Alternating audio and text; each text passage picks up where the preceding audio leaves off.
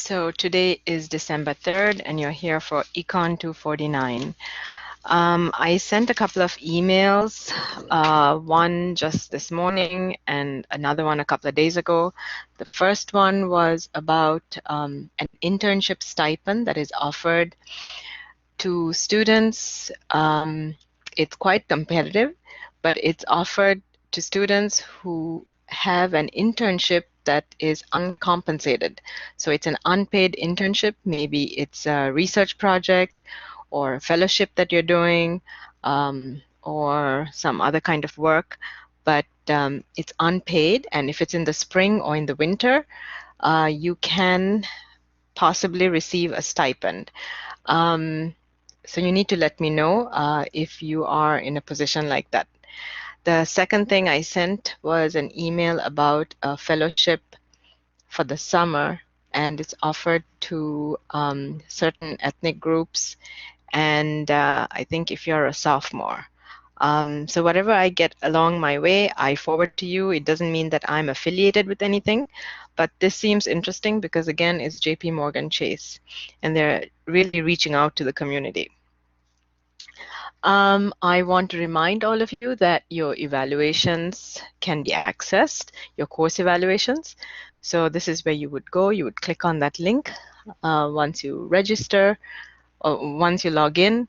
You'll see your registered courses, and I will offer 1 point as extra credit if you submit the course evaluation. So make sure when you submit it, go to the next page and say, let my instructor know. Your final exam is on December 17th. I will be sending an email out with details about that very soon. I'm not confirming the time on this call because I'm not sure what the time is, but in the email you will have all those details, okay, along with the chapters to study. Don't forget to continue doing your homework because this is the last chapter we're doing, chapter 12. Any questions for me before we begin?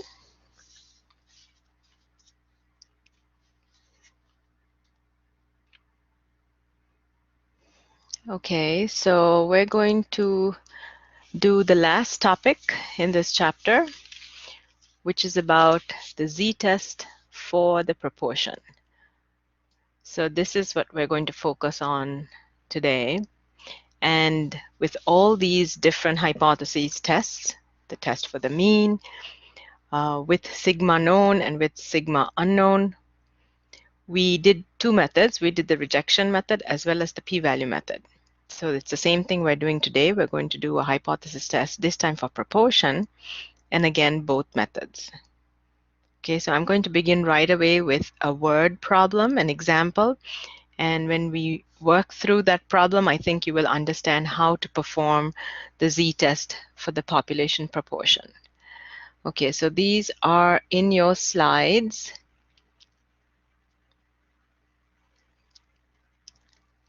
And this is the question.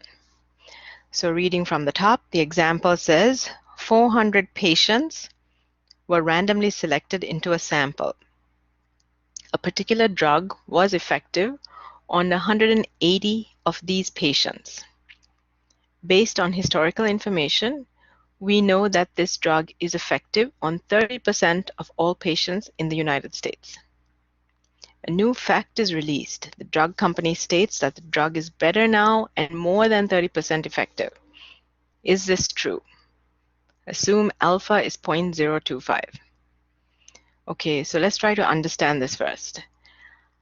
There's this company that have researchers working for it, and the researchers randomly selected 400 patients. And they found that from those 400 patients, this drug that they manufacture was effective on 180 of them. And in the past, they know that this drug has been effective on 30% of all patients in the United States. And since these researchers have improved the drug or worked harder on the drug, they feel that it's more than 30% effective. So they're checking to see if this is true now. And you're told to assume alpha 0.025. That's your error. Okay, my first question is, How do you know you're dealing with proportion and not mean?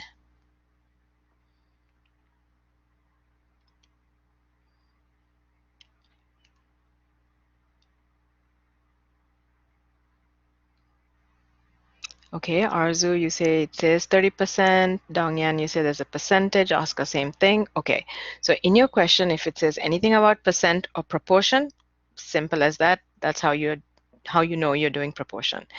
If it said average or mean or had a certain value involved, then it is not percent.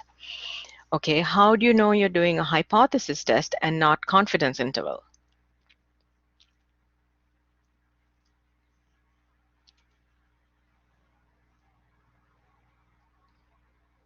It says nothing about confidence, Jason says.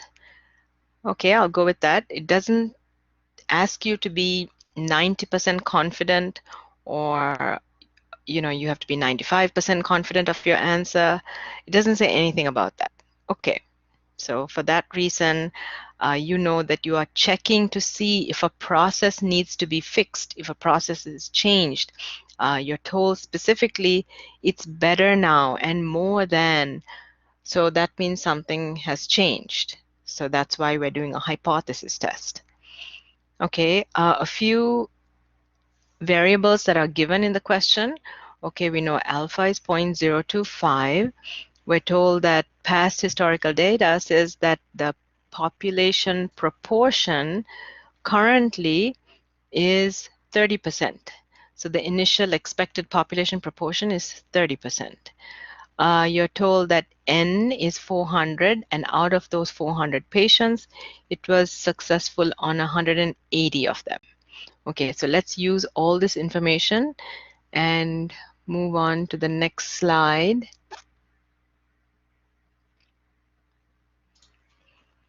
Okay, I know that all the answers are here, but we're going to do this together. So step number 1 is to state your null hypothesis. So the null hypothesis states that the population proportion, P0, so now this you have to fix, it's P0, it's not PS, okay, P0.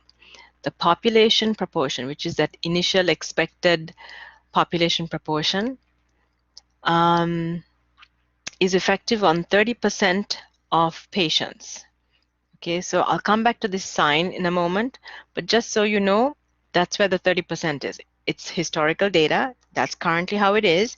It's effective on 30%. So that's where the 30% comes in. Step 2 is your alternative hypothesis. H1 states that, again, this is P0, not PS. P0, we say now the drug is better and more than 30% effective. So more than means greater than. So that's where we get the greater than sign. A lot of students mix step 1 and step 2, meaning you're reading from the question that you're testing more than, and you end up putting greater than in step 1, which would be incorrect. Whatever you're testing, what your question is asking you to test, goes in step 2. That's your alternative hypothesis. You have to be testing what the question is asking you. So you're testing to see whether it's greater than 30%. And now I can go back to step 1 and put the opposite sign in, which is less than or equal to. There's always going to be an equality in the first step, the null hypothesis. So I know it's an equal sign there, and the opposite is less than or equal to. Questions? Okay, and this is a one-tail test because the sign is greater than. Step 3 is to state the level of significance, and that's given to us in the question. Okay, so alpha is 0.025. The question gave that to us. Should I divide this by 2? Oscar, Arzu, you say no, because step 2 says greater than. When should I divide it by 2? When should I take alpha and divide it by 2? When we have a two-tail. And when do we have a two-tail? when there is a not equal to sign, okay, not equal to. So if this sign was not equal to, then it would be two-tail, and then you would divide alpha by 2. Okay, so we don't have to do that right now. Okay, step 4 is my test statistic, Z observed. Now I know that we've done Z observed before, but before we did it using the formula with mean, sample mean, X bar.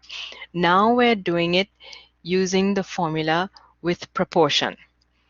So you can see on the top right here, that's your formula. Z observed is equal to P hat. Now P hat is the same thing as PS. So I'm going to write it over here.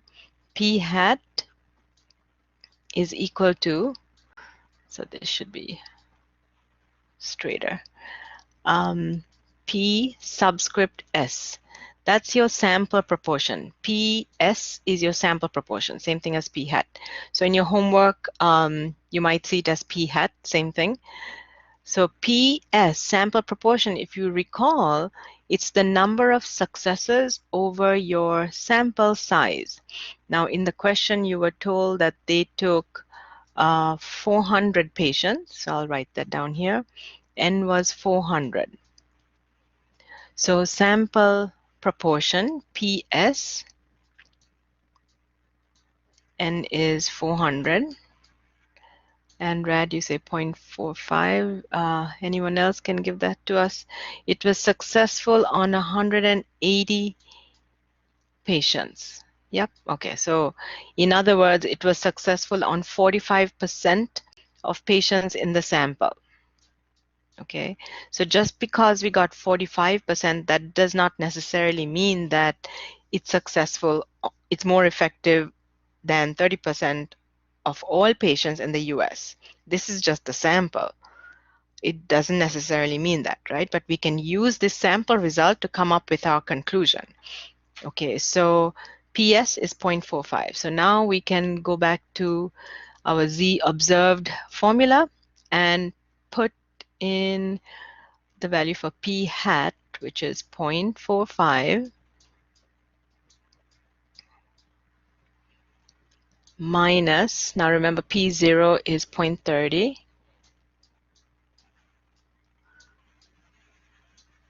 divided by P0 is 0.30,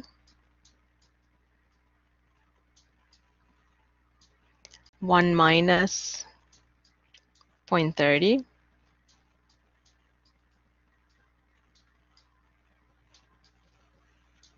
the whole thing divided by 400. And don't forget, your denominator has to be square root.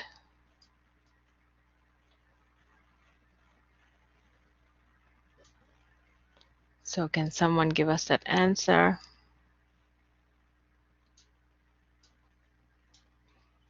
$6.55, Oscar says. Anyone else?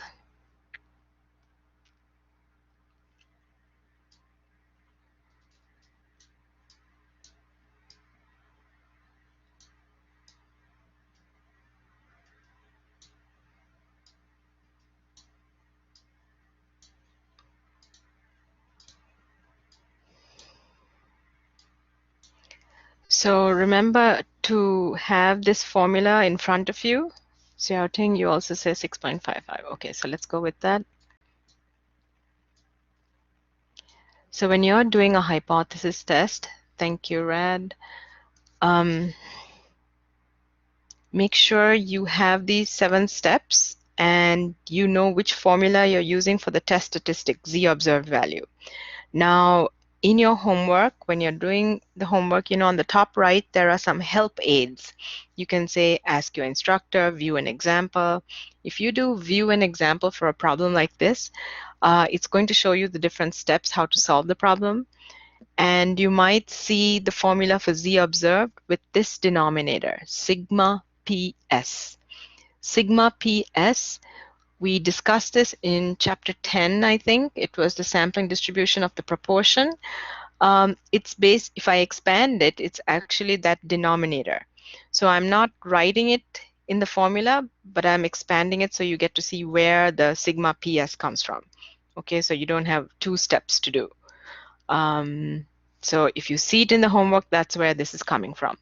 Okay, so we have our test statistic value 6.55. Step 5 is to draw the critical region. Okay, so let's do that. Let's draw the critical region. That just means you draw the graph. Now I know this is a one-tailed test, so I'm only going to shade one side. Should I do left or right? Is it a left tail or right tail? Karina, you say right, because in step 2, the sign is greater than. Yes, so let's shade the right side. Okay, and this point is my critical value, and I know it's Z critical value because I'm dealing with proportion.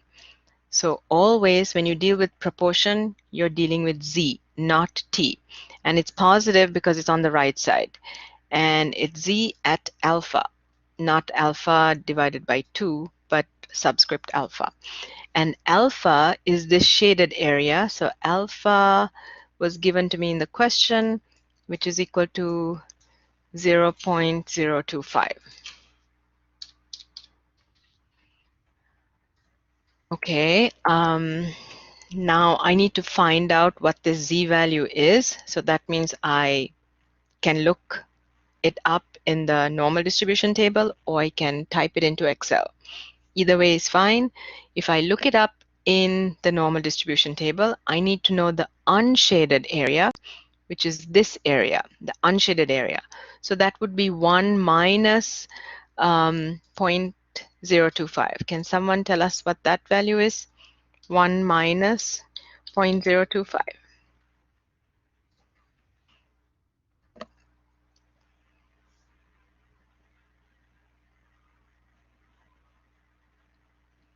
0.975. Thank you, Shubham.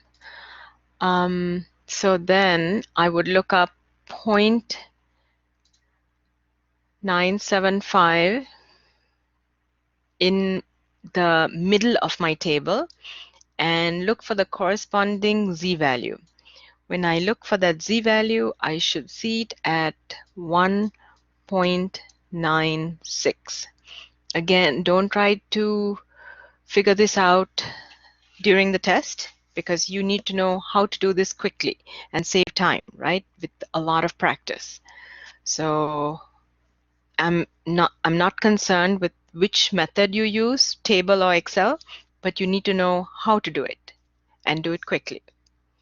Okay, so you have your Z value, and when we go into the normal distribution table in a moment, I will show you how I get that value. Okay, so we have our Z value. And then I have to indicate whether I reject this region.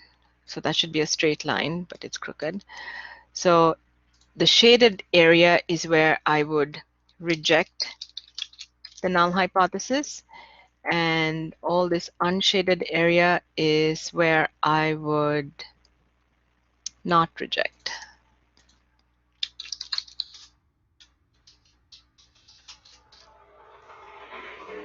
Okay, so that says do not reject the null hypothesis. So then it comes to, we're still on step 5, critical region. Now I have to take my test statistic value, which is Z observed, which is 6.55, and see where it falls on my graph. So I'm going to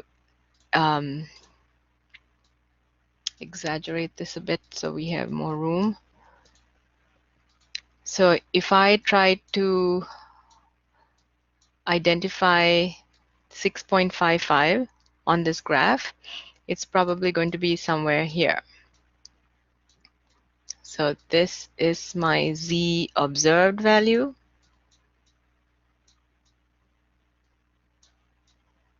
So that says OBS, observed value, and that is 6.55. So what's my decision?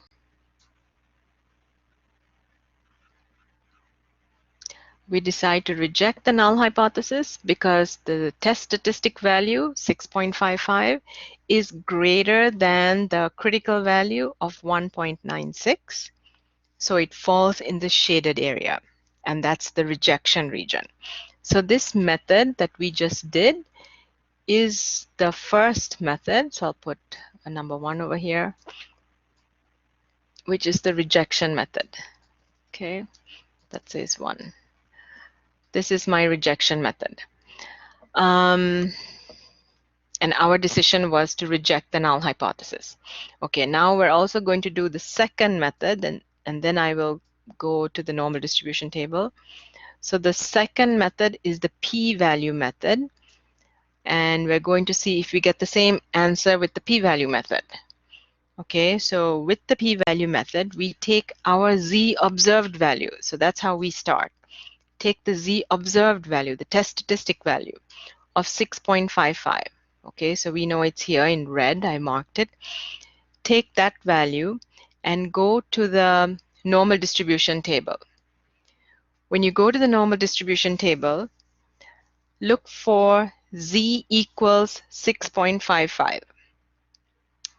When you find 6.55, look for the area. So it's going to be to the area to the right.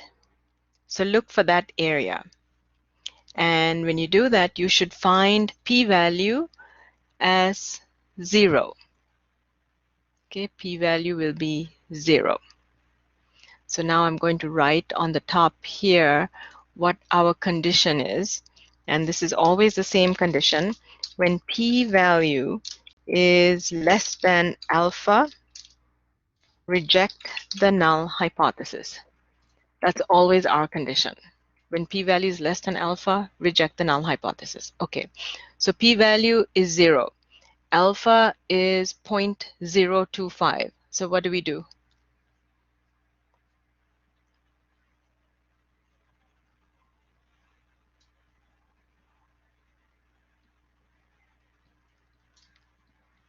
Yes, alpha is 0.025.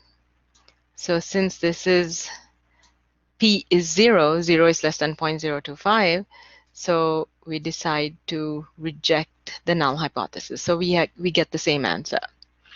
At this point, you don't need to know whether you have overwhelming evidence or if it's a little bit of evidence. That's something that can be discussed in econometrics if you take economics 382. Since this is an introductory statistics course, this is the only condition you need to know. When p-value is less than alpha, we reject the null hypothesis. So all you need to say is that you reject the null hypothesis. So in both the methods, the rejection method and the p-value method, the decision is the same. Okay, let's do step number 7, and then I'll go to the normal distribution table. So step 7 is your conclusion. So let's think about this, right? We reject the null hypothesis. What does that mean? Okay, so if I go here, I'm saying we reject this. We reject the null hypothesis. We're saying that's not going to work, and this is correct. So that means that the drug is better now and more than 30% effective. Okay, so going to my conclusion, we conclude that the new drug is more effective and more than 30% of patients are cured. So you come to that conclusion. Any questions for me? So you can ask me now, because when I go to the next slide, we're going to lose all this stuff. Do we have to say here that it's not guarantee again, or that doesn't apply here? No. So when your decision is do not reject, then you always start your sentence with, there is not enough evidence to prove that. But since your decision is reject, you basically say exactly what your alternative hypothesis is. You conclude that the new drug is more effective and more than 30% of patients are cured. So I'm going to the normal distribution tables to show you two things, right? First, I'm going to show you when you read the z value. Actually, no. First, when you read this, are you getting 1.96? Right? That's the first thing. So, and then the second thing is when you look at the z observed value, are you getting an area of 0? Okay, so let's do that. Here's the normal distribution tables. Now the first page has negative z's, so we're interested in positive z. So I'll go to the next page. This is my positive z. Let's make this a little bigger. Let me just quickly draw this so we are on the same page. Okay, we draw my graph. I have a right side tail here, and that's the z I'm looking for, right? So we said that this is 1 minus 0.025, which came out to be 0.975. Okay, so that means I'm trying to find out what the z value is. So I'm looking for 0.975 in the middle of my table, and I find it here, which means z is equal to 1.96. Okay, 1.96. So that's how we got z equals 1.96. And then we took the z observed value and see that it fell all the way to the right, and we decided to reject the null hypothesis. That was the rejection method. Then with the p-value method, I said take your z observed value. So the z observed value we calculated, the test statistic value, is it was 6.55. Okay, so take that value and look for it on the z table. Okay, so if I take that value and scroll down, I'm trying to look for 6.55 in this column. The thing is, when I scroll down, the last value I see is 3.9. Now, what does that mean? And if I look up from 3.0 to 3.9, everything is 0.99999, something like that. So basically, everything is 1.0. That's what it's saying. What does that mean? Okay, if I look at my graph here that's drawn, right, we have the center is 0. This could be 1. Let's say this is 2, and this is 3. So z is equal to 0, z is equal to 1, z is equal to 2, z is equal to 3. So when z is equal to 3, which is this value, the area from negative infinity up to 3 is 0.999 something. So that means it's equal to 1, basically 1.00, which is saying that it's basically the whole area. It's almost everything. And then what's to the right of 3? Well, nothing's left. 1 minus 1 is 0, so nothing's left. And this is just when z is equal to 3. Same thing when z is equal to 3.6, 3.9. So imagine when z is equal to 6.5, and then you go across to 5, right? So same thing, your area is 0. So that's why we said the p-value, area to the right, would be equal to 0. Any questions for me? That's another reason why we only look up to 3 standard deviations. We disregard anything beyond 3 standard deviations because it's so minimal, it's basically 0. Okay, so no questions? Okay, so I'm going to do another problem. Red, you said, is there a way to find the p-value using Excel? There is, but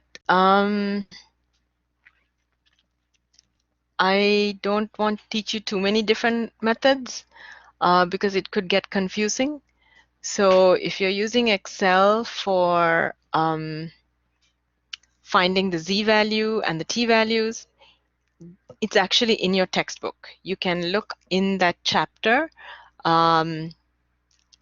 look under p-value. So if you look in the index of your textbook, it says p-value and it'll tell you which page. At the end of each chapter in your textbook, it shows you how to do it on Excel. It gives you the Excel functions. Okay, so I don't want to put it here because it's going to be confusing with too many things back and forth. Okay, or you can send me a separate email.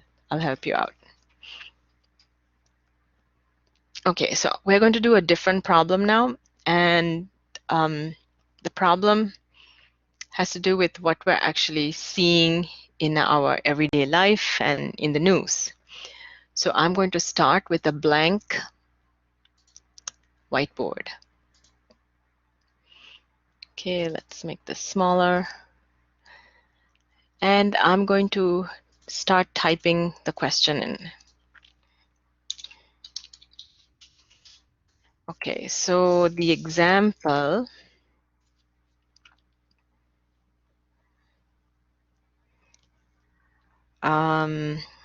is about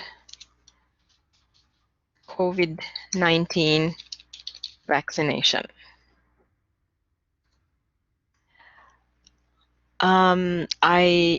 We saw in the last couple of weeks that there's a vaccination out, and a couple of different companies have said that their vaccine is effective and powerful, and it's ready to go out in the market very soon, in society very soon. Now, I don't know which one is better than the other, but there was an article that I read that said that in one of the studies, what the researchers did is they took 273 volunteers in a clinical trial. Okay, just fixing this. So they took 273 volunteers in a clinical trial. These individuals were not infected with the virus. So these individuals were not sick. They were not infected with the coronavirus. Okay, so Priscilla, let's see if this is going to change your mind or not, right? It's a good concern. So these 273 volunteers were inoculated or vaccinated with the vaccine, but remember, they were not yet infected, right? So these are well individuals. They were not sick, and they volunteered to be vaccinated. Then these 273 volunteers were observed after 20 days. So this is an actual study. This is what the published results were. The researchers found that the vaccine is considered effective if it fails to work in less than 5% of cases. Okay, so let's explain that a moment. The vaccine itself is considered effective if it fails to work in less than 5% of cases, which means that when everyone gets inoculated and less than 5% of those people get sick, less than 5% get sick, that means it's effective. It's a good vaccination. It works. Right. So the opposite of that is saying 95% effective. Okay.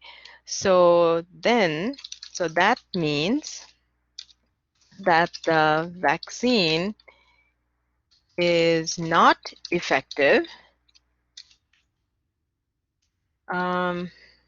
if it fails to work in more than 5% of cases. So when is it considered not effective? When it fails to work on more than 95% of cases, more than 5% of cases. So everyone who took the vaccination, more than 5% got sick or got infected with the coronavirus, means that the vaccine is not effective. Okay, so I'm going to say that these researchers want to be 95% confident of their answer, or in other words, they want to have an error, an acceptable error of 0.05, 5%. This 5% has nothing to do with the 5% that you saw before. Okay, this is just error. What other information can I give you? It's never been done before, so we don't have any kind of historical data really, other than that this is what we're going to go with, 5% of cases. Okay, so now I'm going to start my hypothesis test because we want to see whether the vaccination is effective, or is effective meaning it works, it fails to work in less than 5% of cases, or is it not effective where it fails to work in more than 5% of cases? Okay, so I'm going to set up my hypothesis test. And I have a slide, a blank slide already set up, so I can use that. And that's here. Okay, so step one is my null hypothesis. The null hypothesis, HO, states that P0, now you got to fix that again, PO or P0 is my initial expected population proportion. So I expect P0 to be less than or equal to 0.05. And I'll write that explanation down here next to this, because this is saying that vaccine is acceptable if it fails to work in less than 5% of cases. Or in other words, I could say it has an effect. Does everyone understand the first hypothesis? So we're saying it has an effect because it fails to work in less than 5% of cases. Alternative hypothesis states that P0, the population, initial expected population proportion, is the opposite, right? So it's greater than 0.05. Okay, so again, writing here what that means, we're saying that vaccine fails to work in more than 5% of cases.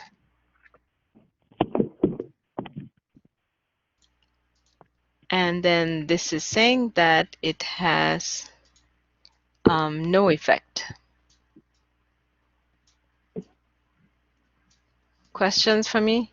So this is the hardest part, trying to figure out your null hypothesis and alternative hypothesis.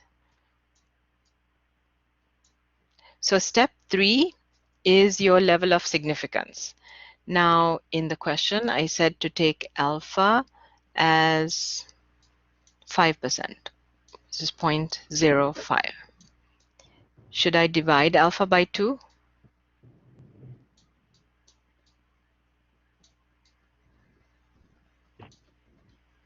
Nope, because it's a one-tail, we don't have to divide alpha by 2. Okay. Step 4 is my z observed value. Okay, so we know that's the formula here that you see on the top right for z observed. So let's plug in the values. Now the issue is we don't know what PS is. So in that article, it didn't state that out of those 273, actually let me write that down here. Out of the 273 volunteers, how many, it was effective on how many. It did not state that. So I'm going to say, let's use the standard. Okay, so I have to write this in first. The standard for sample proportion, p hat, is 0.5. So if you don't have that value for for sample proportion, it's okay to assume that it's 50%. Sample proportion 0.5. Okay, so that's what we're going to use in this example. Again, why 0.5? Because that's a standard assumption. 50% is what works. Okay, so then plugging into my z observed formula, p hat is actually ps, so that's 0.5 minus, and p0 is 0.05. Okay, so lots of fives here, but be careful with your decimal places. Divided by P0, which is 0.05, times 1 minus 0.05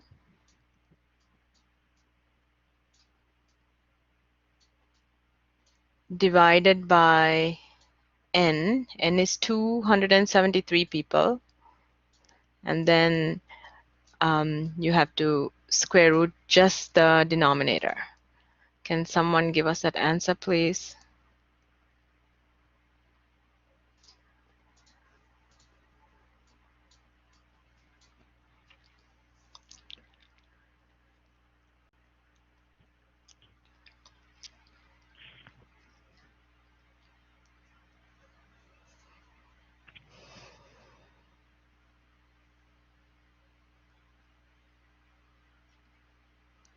Oscar, you say 34.12. Anyone else?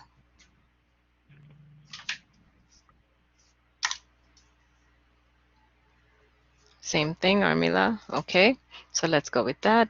Thank you. 34.12. Okay, so that's our test statistic value, 34.12. Step 5 is the critical region, which means we draw the graph. Okay, so here's the graph. We know it's one tail, and we shade to the right.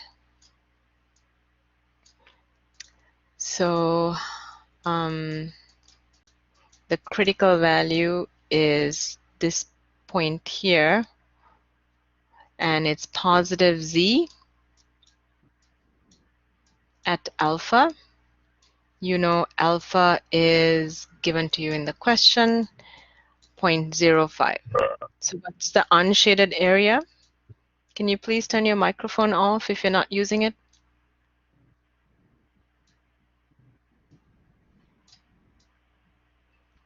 What's the unshaded area?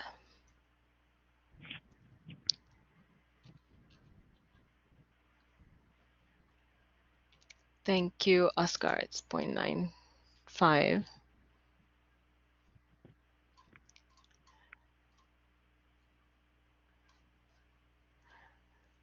Okay, so this is 0.95. You can use Excel And Red, I think you're comfortable with Excel, so you got 1.64, okay, or specifically 1.644. So I'll put down 1.64. If you read the table, that's what's going to give you. Okay, so we have our critical value. You're going to mark the rejection region on the graph. So the graph here, the shaded area, is where you reject the null hypothesis, and the unshaded area is where you do not reject.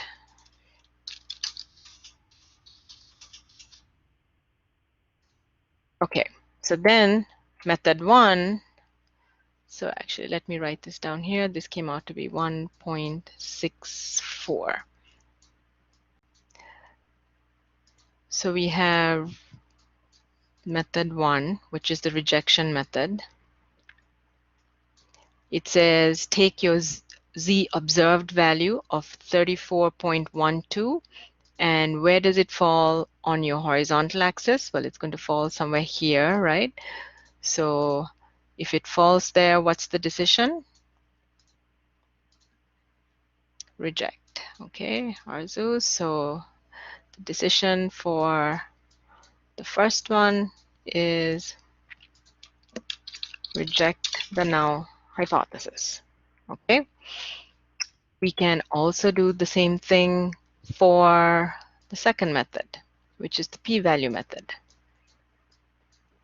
Okay, so with the second method, I start with the z observed value. I start with this value, 34.12.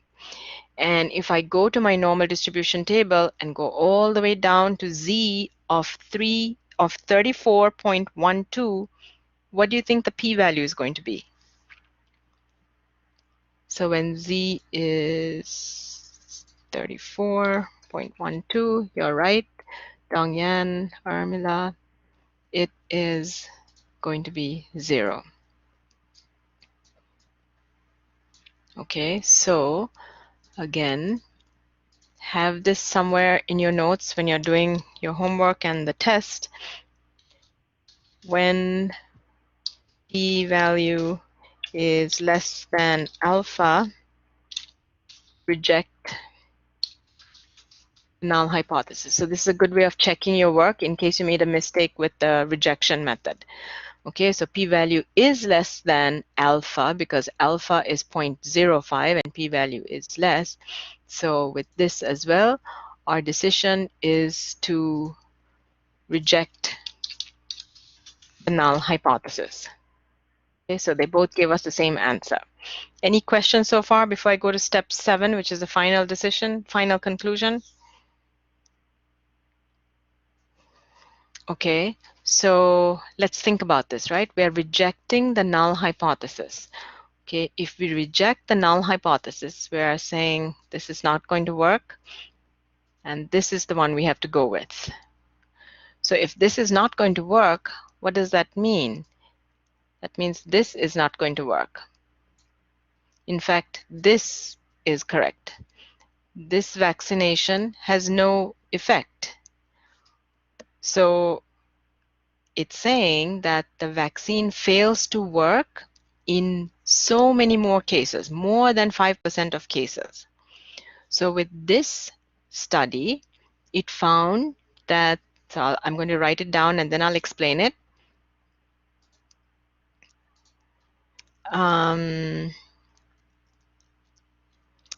We conclude that the vaccine fails to work in more than 5% of cases. So I wrote exactly what's in the alternative hypothesis. We conclude that the vaccine fails to work in more than 5% of cases, so it is not effective. Okay, so this study, this is what they came up with. Now, it doesn't necessarily mean it belongs to a vaccination with this pharmaceutical company or that pharmaceutical company. I don't know which vaccination they were referring to, and I don't know exactly how they chose the people in their sample. Karina, you say, if you think about it, influenza, the flu vaccine, is 67% effective, and we had it around for a longer time.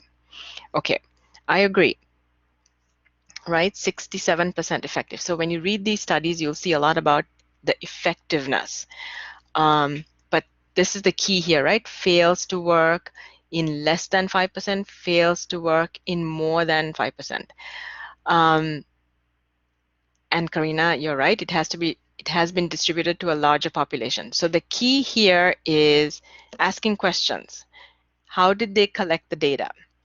Which vaccination? Um, are they biased for some reason? Are they all young adults? Did they have pre-existing conditions? So many questions. So there is a possibility that something is wrong with this study. There is a possibility that this could have given them the wrong conclusion. So now we're going to talk about errors. And exactly, Karina, you also said, how exposed were the volunteers to COVID? Okay, so let's talk about errors, because just because you follow the methodology and you do a hypothesis test, our calculations are fine. There's nothing wrong with our calculations. But there is a possibility that other factors influenced the conclusion. So we need to discuss errors. And there's two basic errors that are always discussed in statistics: type 1 error and type 2 error. And that's the last topic that I'm going to cover for this course, actually. And it's on this slide. So type 1 error is called alpha, and you've seen it before. It's the same alpha we've been using. It's that amount of error that can be tolerated. It's the risk level. It's the level of significance, right? So that's alpha, the type 1 error. The second type of error, type 2 error, is called beta. Beta. So before I explain the two, let me quickly write down here based on our example, right? So we said HO states that the expected initial population proportion is less than or equal to 0.05. In other words, we were saying that the vaccination has an effect. And then the alternative hypothesis, H1, states that the population proportion, P0, is greater than 0.05. And we're saying that it actually has no effect. Okay, so let's keep this in mind while we're working on this. We also said that our decision was to reject the null hypothesis. Okay, so if we reject the null hypothesis, we said that this is wrong and this is right. So our conclusion was that this vaccination has no effect. Okay, so let's look at this table here. The top left says type 1 error. The bottom right says type 2 error. Since our decision was to reject the null hypothesis, I'm going to start with this. My decision was to reject the null hypothesis. Okay, what if I rejected my null hypothesis and in reality, the truth is that yes, something is wrong with the null hypothesis. That is incorrect. The null hypothesis is wrong, and that's actually the truth. So that means my conclusion is okay. I did not make a mistake. Okay, so let's say everything was fine with the analysis, that's correct, then that's fine. What if my decision was to reject the null hypothesis, but the truth is that the null hypothesis is true? Well, then I've made an error, because in reality, there's nothing wrong with the vaccination. It has an effect. Although I'm saying that it has no effect, it actually has an effect. So that means I've made an error, and that kind of error is called type 1 error. Type 1 error. Okay, now let me explain type 2 error, and then I'll tell you the differences. So let's say, for example, we decided that our conclusion was do not reject the null hypothesis. Okay, let's pretend that was our decision. So if we do not reject the null hypothesis, that means we're saying this is fine and this is not fine. So starting with my decision, I do not reject, I fail to reject, I do not reject my null hypothesis. And let's say in reality, that's fine, that's correct. The null hypothesis is true. So that means I did not make a mistake. Okay, so I do not reject my null hypothesis. And in reality, the vaccination has an effect. So great, no problem, no error. What if my decision is to fail to reject the null hypothesis, meaning do not reject the null hypothesis, but in reality, there's something wrong with the null hypothesis, and I should have rejected it. So now I've made a type 2 error. So I'll answer your question in a moment, Rad. But now I've made a type 2 error because my decision is do not reject, but actually I should have rejected it. Okay, so let's think about it. Which one is more detrimental? To make a type 1 error or a type 2 error? So if I make a type 1 error, that means I rejected a vaccination that could have worked. Type 2 error saying I'm accepting a vaccination that actually does not work.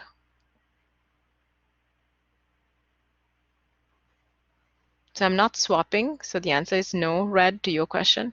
But my question is, which error is more serious? Okay, can someone explain why you think type 2 error is more serious?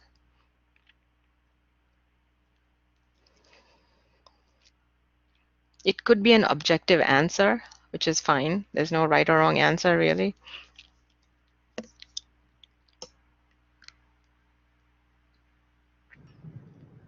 For me, it feels that both are pretty bad.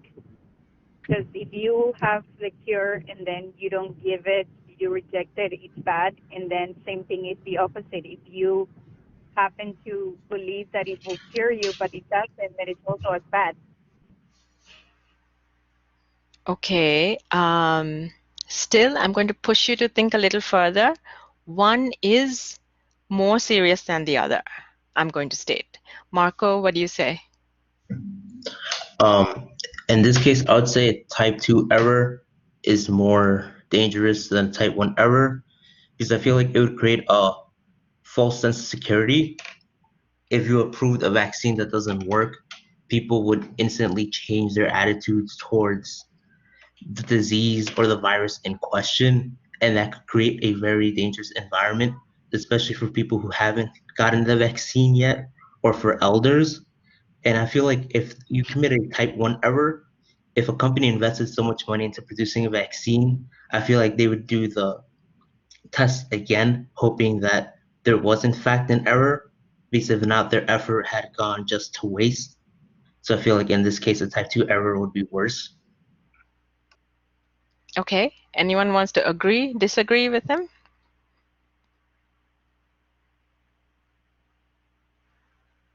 I see some notes in the chat box.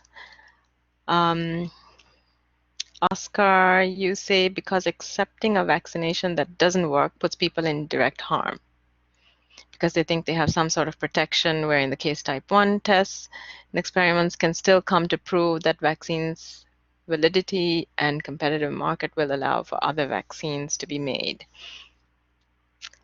And Urmila, you say because you accepted something that would work and could have bad implications.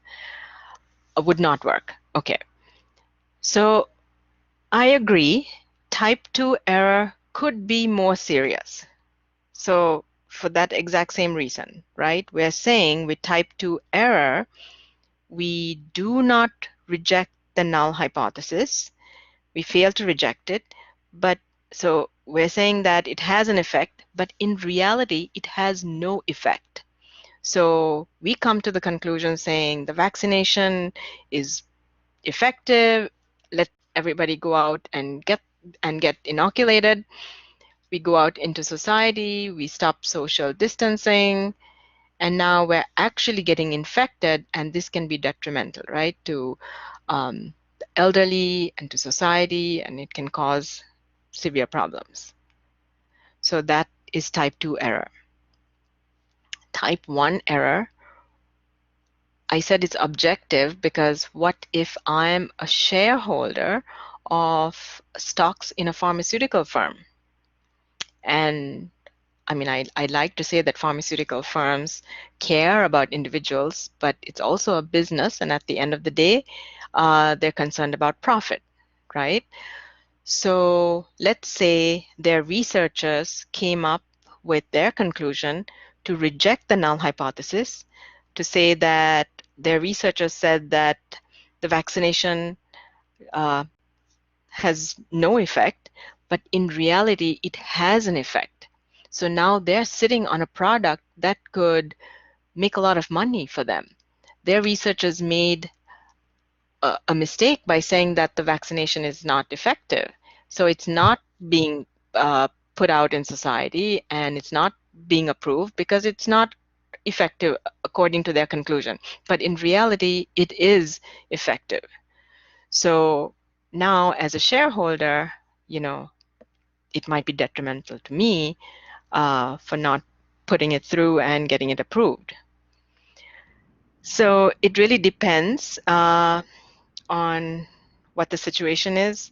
You know, every experiment and every project might not have the same amount of error. And if beta error is higher, that's something to really consider because usually it's more serious. To go back and answer your point, Priscilla,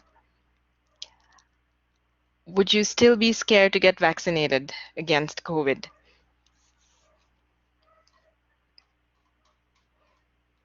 Yes, you say yes. Okay, so I'm going to say that this is what you have to look at. When you see a report, when you watch the news, when you hear this stuff saying there's a vaccination out, well, how was their clinical trial? Who did they test it on? Which company? Is it a legitimate company that you know of? How confident are they of their answer? Is this value here saying that it fails to work in less than what percentage of cases? So in our case, this made up value of 5%, you know, that's the whole point here. Make sure you ask questions, look into details. You know more than the average citizen at this point. So you should make this educated decisions.